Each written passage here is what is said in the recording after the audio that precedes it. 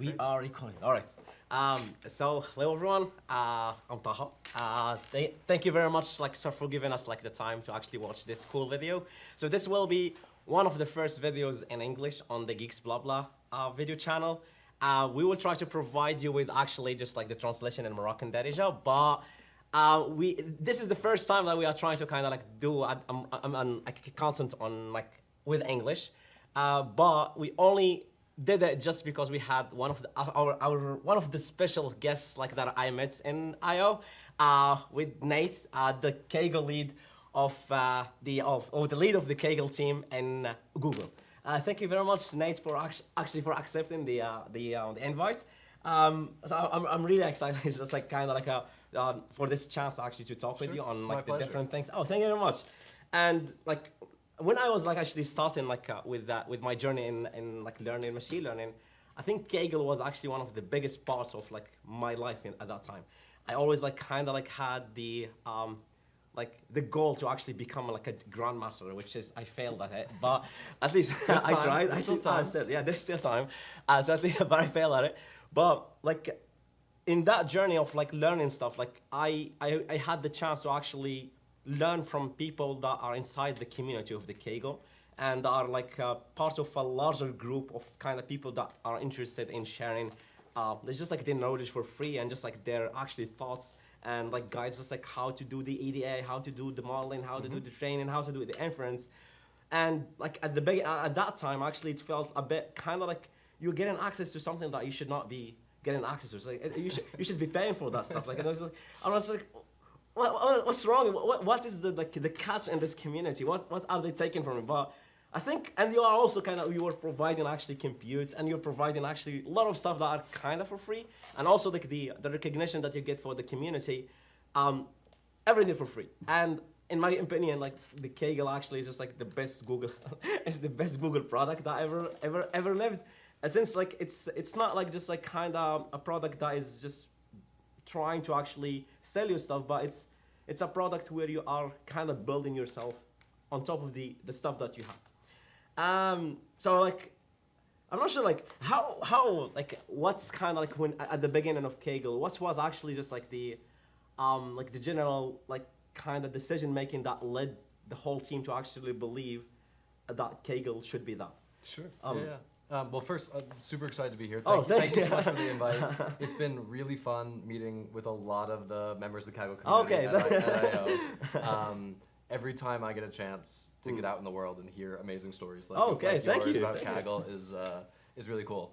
First, I'll just say I wasn't around when Kaggle first started. I joined the Kaggle team about 3 years ago, though I have been on Kaggle almost 10 years maybe. Like you, it was part of my journey of learning and discovery in machine learning and deep learning. And so I stumbled into Kaggle as one of the places that had amazing notebook offering where I could run GPUs for free and find data to solve problems, and even have competitions that were ready-made prompts where I could and my skills and grow.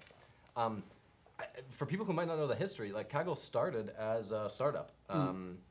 Anthony Goldblum and co-founders started the company, I think in 2010, April 2010. And originally, the goal was, okay, we have this whole new thing called big data that's happening. This is before machine learning really took off in the tech, in a lot of the tech ecosystem. How can we get large groups of people to spend time and energy using this newfound big data and analytics techniques to solve problems? And I think we rode that big data wave, and very quickly, a year or two later, machine learning became a hot topic because we had deep learning proving itself to be real with AlexNet and many other papers coming out. But then I think it was probably around the time that Kaggle was acquired by Google that it became obvious that the amazing thing that Kaggle is doing here is building up a community of people all around the world training the trainers who know how to use machine learning, and that broadly speaking, this was good for the world. This was good for solving problems in science and industry and research, and eventually it was going to be good for Google's business because the more people we have in the world who understand machine learning, understand how to build technology, understand how to work with AI and build applications, this is all going to be beneficial to the ecosystem. So in many ways, I think Google understands the value that having a large community like Kaggle with the resources, and that means like GPU, TPU, datasets, models, and fun problems to work on, creates a more thriving AI ecosystem everywhere, and that just benefits the whole world. That benefits everyone. And like one of the things actually just like that was kind of pushing that impacted the whole generation of like machine learning engineers and data scientists was kind of like the ability to learn and the ability to actually practice that stuff. I doubt like that we could have like reached the advancement that we had in AI if Kaggle was not there, and if the course of in the Coursera course by Andrew and on deep learning was not there. I doubt that anything else like will be possible for actually the community to actually build on top of, and like just by providing like that environment of like learning. As I said, like it's not like you are kind of doing the training. It's not Google training the models, but it's just like Google training the trainers to actually just like build deep learning models. Just like kind of pun intended. Yeah, absolutely. And like how do you see like this impact specifically, just like on the learners or on the people? How do you kind of like see it propagating around the world? I'm from Morocco. I did not study here in the US until just like 2 years ago. So my knowledge was built in Morocco in a small town in the south of Morocco, and just like it was like kind of like when I started thinking about it. It just like felt like kind of something that I shouldn't be there to actually just like learn. I shouldn't have access to this information. So like how do you see, like just like this is my personal story, but how do you see like the impact of Kaggle? By the way, anyone that I met, like he probably just like heard about Kaggle, he probably used it for his computation, like kind of the compute and stuff like that. So how do you see the impact, just like that like it's small, it's not small, but this product has like on the whole world of AI, not US, not kind of like just companies, but the world of machine learning engineering. Yeah, I mean, I totally agree. And again, like these are my favorite stories.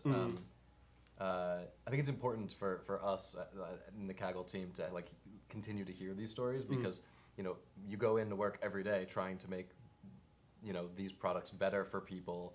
And you don't always get a chance to hear directly from the millions of people who have actually had their lives. I'm the voice of the people. Impacted.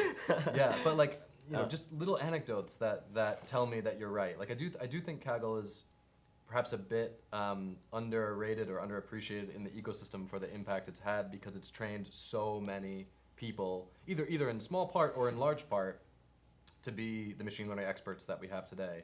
But I'll tell you, like, I went to NeurIPS last year.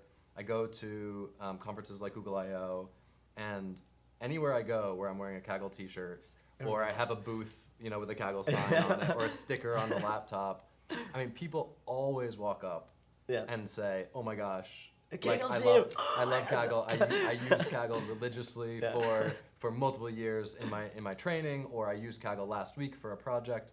I mean, at NeurIPS, which is one of the largest and most prestigious AI research conferences, where representatives from all of the top AI labs and universities are showing up. I mean, it felt like everybody who walked by our booth was stopping by and saying, "Oh, I got my start in machine learning working on Kaggle." And that just goes to show that, like, there's an influence, I think, in the ecosystem way beyond what a lot of people appreciate for these early learning activities that get people started. And especially, you mentioned being from Morocco, the majority of our users are global users in countries all around the world. Anyone who's been on Kaggle long enough will know this because you can see people's location and their countries that they're coming from.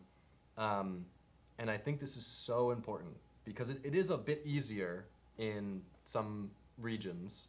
You have larger communities of technology experts, easier access to education, to go to university and study machine learning. But Kaggle is something that we see high schoolers in all places around the world getting a start on when, at school or in their own lives, they don't have access to the same amount of resources. And so you say it felt like a secret that you shouldn't have access to. And my feeling is like, I think it should be obvious that everyone has access to opportunities like this, and it's what makes us feel great. Maybe just one last thing. I was reflecting because we're approaching 25 million users. Oh really? Congratulations! On Kaggle very very soon. Well, it should be like on the top, on the first page, just like yeah, we gotta get a banner. That should be the main banner. And while in some ways, like I don't wake up every day trying to make that number go up really high. I'm looking at the pace of how many users are signing up to Kaggle and joining every month, and you just realize that every single month, more people sign up for your product than I will ever meet in person in my entire life. That's like true. Every you should month. create a country, or like Exactly. Kaggle country. And so I'm humbled and like extremely grateful to the community for their continued support and encouragement. You guys are the reason that we do the work we do, and it makes us you are feel the reason that we are here. I if I couldn't kind of find Kaggle at that time, I would probably just I gave up on the whole learning kind of phase. Maybe never even know about AI at all. I think a lot of people were in that position. Like a lot of kind of grandmasters just share what are the steps that you can actually follow to actually think about how to solve a problem. And coming from a traditional system of education, you don't get the access to the latest news on the latest techniques on deep learning and stuff like that. Most of the kind of courses that are textbooks from 20 years ago. It's not even 20 years. It's just from the 80s, and they are taught in French, which is actually French is relying on English, and we are relying on French, which kind of put us 30 years behind actually in AI and stuff like that. And just by having the ability to actually just learn from the people that are in industry that are sharing their thoughts, it allows you to kind of guide you towards the right to the right path. Sure. Instead of focusing on building your ego, you are building your portfolio, not Absolutely, your ego. Yeah. And then you can build the ego on top of it. It's all right. If you have the grandmaster, you are allowed to build the ego. But one of the things that especially for in the recent years now, kind of that expertise is a bit kind of, there's I would say a merge between the expertise and the fake expertise, or not the fake expertise, but the AI generated expertise. I'm not sure how do you find, do you feel about the new content that is created on Kaggle using those kind of using the Gen AI, and how do you see its impacting the people? Since for me, I was consuming the whole notebook. I was just reading it from top to the bottom, just to learn. But now, and I learned not from the AI, but I was learning from the experience of that human. Correct. That was having problems when he was coding. He did not write the perfect code from the beginning. He keeps on updating the notebook and stuff like that. So he shows you his own experience, and he shows you his own thought process. But now with AI, you basically just in for the learning, not for the kind of building products, but for the learning. With AI, you actually just get the results and just execute it, and it runs. Yeah. You lost the ability to experience the failures. Yep. And basically, when the content was generated using with humans, it was kind of having that experience. How do you feel the learning of new Kagglers will be impacted in this era of JET? Yeah, it's a really good question. Just so I understand, it sounds like you used to find more notebooks that were imperfect. Yes. That walked you through how someone was thinking about, maybe they tried this, it doesn't work. Yeah. They write a note explaining okay, it didn't work. And now I'll try this other thing. Yes. And now it just seems like maybe some notebooks are just top to bottom perfect. Perfect. Yes. Yeah, it's really interesting. What is our opinion on the newest content coming on Kaggle, which some of it may be more AI generated, and that way it actually may be too perfect sometimes and not show kind of the thought process or the mistakes that humans make. It is a really interesting challenge. I mean, in general, right, Kaggle's not unique in this way, that the ability to almost infinitely and freely generate text, code, data, is going to impact all user-generated content sites on the platform. We have definitely seen some areas where this has become a bigger challenge for Kaggle. As our community has grown to much bigger extent, we are seeing some areas where maybe there's a bit more question about is this content really coming from this user, or is it coming from an AI model? Or maybe slightly spammier types of content in order to do, you know, upvote farming or metal farming. I should start doing that. I hope not. Nah, But I'm still stuck at experts. but like I think that there's a degree to which, you know, you can wish some of these things didn't exist for those use cases, but you can't put you know, the cat back in the bag, so to speak. True.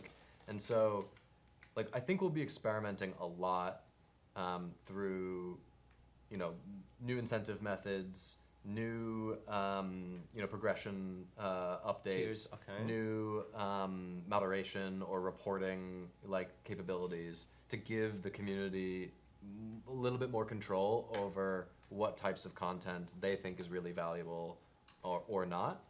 But I think that some stuff may not always be the same. The same way Kaggle, when it had 10,000 users, was not the same Kaggle as when it's 20 million. No. There is a degree to which the world evolves, the internet evolves, technology evolves, and, you know, some of the learning experiences that you or I may have had 10 years ago do change. And so I think more learning experiences will be unlocked. Like generative AI also allows us to create more content than ever existed to fill in gaps in people's learning. So now, you know, when a competition or a new model launches on Kaggle, we can easily generate example notebooks of like how to use that, or generate example code showing people like, okay, here's how you would call this model, or here's how you would fine tune this model for this use case. And that's nice, right? Like those notebooks might not have existed otherwise. And so I'm a little more focused on like, how do we use these new tools to generate missing in educational content that people wouldn't have found on Kaggle before. But I do think we'll have to like be very careful, but also keep a close monitor on ways that maybe the infinite free text generation or image generation is leading to abusive or, you know, antisocial behavior on the site. I think all large communities on the internet are going to be, or frankly are already struggling with this to some degree. There's like raiding, like AI bots raiding like different websites, different comments, and just like kind of just like creating comments, and they respond to the comments, and so you don't know who is real and who is fake. Exactly, and some are very sophisticated. You know, in some ways, right? It's like if a very sophisticated answer is correct, you know, I don't mind that maybe it was generated by an AI model. But it's obvious sometimes you see on Kaggle, but also everywhere else on the internet, that you see these posts that are like, this clearly isn't a human writing this, and it's missing something, but it's close to correct. So it's easy to trick someone into thinking it's super valuable. Yeah.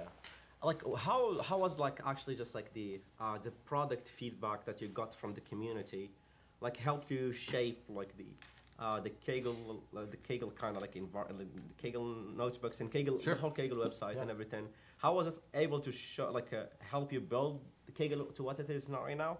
And how do you what are the challenges that you believe that you will be facing specifically in the age of Gen AI? Yeah. So you don't know if like that feedback is really feedback or just like an AI giving you a feedback or something like that. Yeah, good question.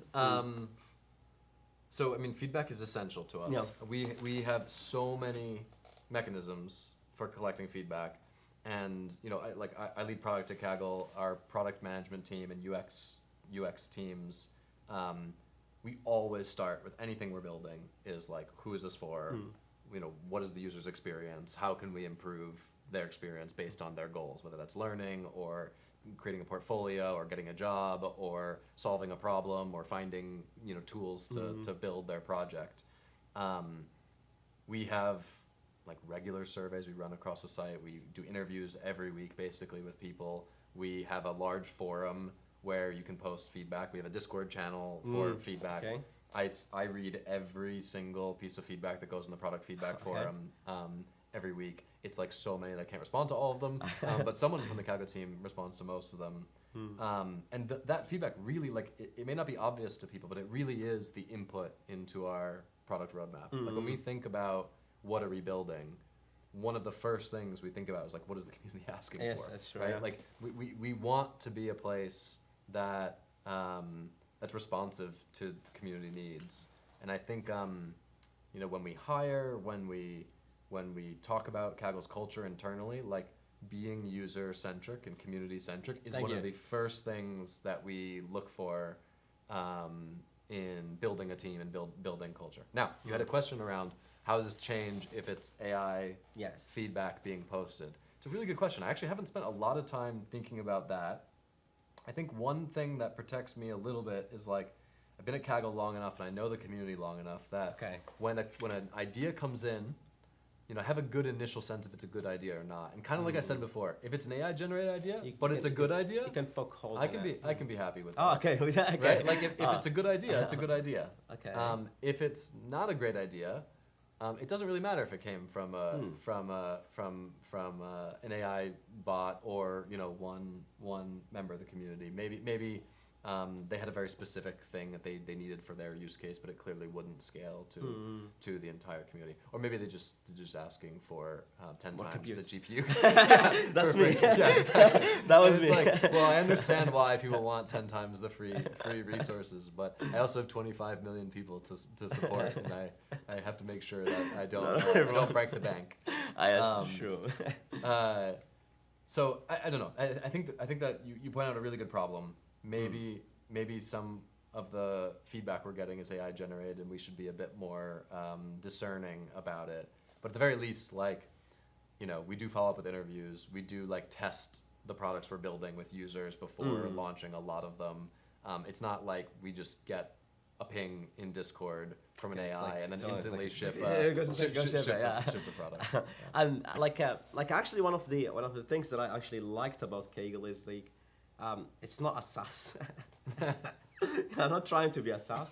So basically, you're not trying to build you're not trying to keep kind of the user engagement up just because or by providing not only free stuff but just kind of by creating tiers of kind of payment stuff and stuff like that, which is kind of when you start focusing on just how to make profit out of a platform, you are basically you will not be able to ship the or the features that you think will be helpful for the user, but you will start blocking the features that you think will be helpful just because you will not be making money out of it. So just kind of this is not making us any money. So this is just kind of focus on the things that will focus on the payment system, focus on how to sell compute.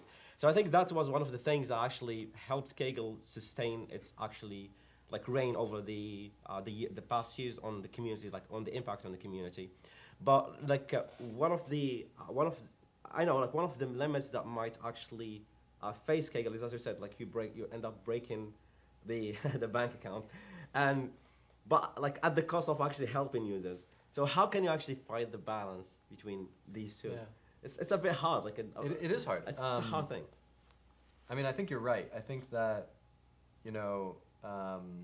an organization that is driven principally by, revenue or profit and traditional business metrics, obviously that will come at the cost of potentially other projects that will be lower priority that don't have an impact on that. And so in some ways, I think Kaggle is lucky and it's easy for us to focus on community projects in that sense. In another sense, though, I've been a PM a reasonable amount of time, and I've worked on projects that have that are paid products, and I've worked on projects that are not. And there's one thing about having a paid product: it's very easy to know when you're doing something right. Okay. Because revenue is a signal. Yes, if people are buying something, it means that you've added value to their life. You've really done something correct. And if you are increasing your revenue and getting more users to sign up and pay, so long as you're not being exploitative and all these things, then they're telling you I value your service and you're doing something valuable for me, so I'm willing to put up my own money to buy it. When you have only free services, it's actually a lot harder sometimes to know if you are maximally doing what's best for the users, right? So yes, you don't have to charge for it, but what do you measure then? What do you optimize for?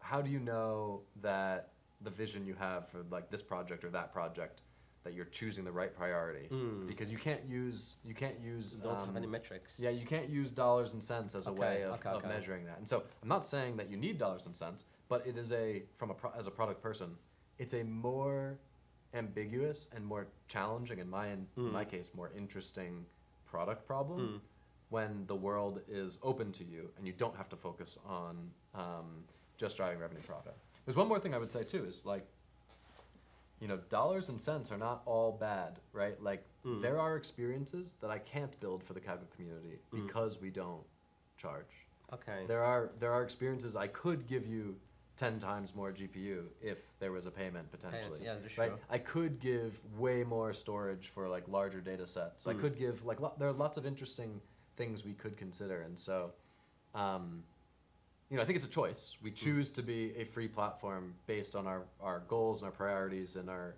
user centrism. But as a team that builds products for users, it's not always easy to operate in a world without clear business motives. It requires a lot more intentionality from our team and a lot more care about, okay, who do we want to be? Why do these next projects, these next features matter to people? Because you don't have clear feedback signals from running a business. No. Yeah. In the future, coming from selling, not selling, actually kind of convincing people to actually use your stuff without actually selling them anything, and without having that metric of kind of like feedback of who is buying your product. I don't think it's like a limitation for you right now. It might be a limitation like now, but for the long run, I think it will be one of the, if you are building a product, it does not matter if people are buying it, but in the future, software will be kind of worthless. Anyone can build a software, but it will be hard for people to build a community.